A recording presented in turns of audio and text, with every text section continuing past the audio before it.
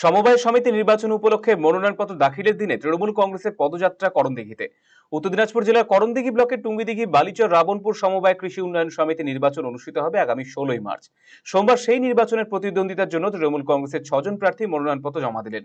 এই মনোনয়ন প্রদান কর্মসূচিতে উপস্থিত ছিলেন করণদিঘি ব্লক তৃণমূল কংগ্রেসের সভাপতি সুভাষ সিংহ, করণদিঘি ব্লক তৃণমূল কংগ্রেস সহ সভাপতি শ্যামলাল মাহাতো সহ অনেকেই। করণদিঘি ব্লক তৃণমূল কংগ্রেস সভাপতি সুভাষ চন্দ্র সিংহ জানিয়েছেন, এদিন 6 জন দলীয় প্রার্থী মনোনয়নপত্র জমা করলেন। 16 মার্চ ভোট গ্রহণ পর্ব অনুষ্ঠিত হবে। তৃণমূল কংগ্রেসের 6 জন প্রার্থী জয়লাভ করবে এটা নিশ্চিত। এদিন মনোনয়নপত্র প্রদান ঘিরে তৃণমূল কংগ্রেস নেতাকর্মীদের উচ্ছ্বাস ছিল চোখে পড়ার মতো। টুঙ্গিদিঘি হনুমান চক থেকে রাবণপুর সমবায় কৃষি উন্নয়ন সমিতি পর্যন্ত পদযাত্রা অনুষ্ঠিত হয় এদিন। বালিচর রাবণপুর সমবায় সমিতির যে যে নির্বাচন তারই আজকে নমিনেশন ছিল। আমরা হনুমান চক থেকে এই সমবায় সমিতি ব্যাংক পর্যন্ত প্রায় 600-র উপরে লোক নিয়ে মিছিল করে আমরা নমিনেশন করতে এসেছিলাম।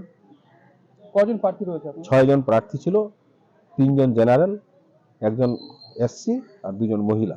আমাদের 6 জনই আজকে নমিনেশন করলো। আচ্ছা, এটা হচ্ছে কোন জায়গাটাতে নমিনেশন করলেন? আমাদের যে সমবায় যে ব্যাংক অফিস। কবে তার ইলেকশন রয়েছে? 16 মার্চ নির্বাচন আছে। কেমন আশাবাদী রয়েছেন? এই নির্বাচনে আমরা ছটাই সংখ্যাগরিষ্ঠতা জিতব, কারণ এর আগেও আমরা যে রসাখোয়াতে ইলেকশন হয়েছিল সেখানে আমরা ছটায় জিতেছি। আর রাবণপুর যে বালিচর রাবণপুর যে সময় ভোট আছে সেটা তো আমরা জিতবো।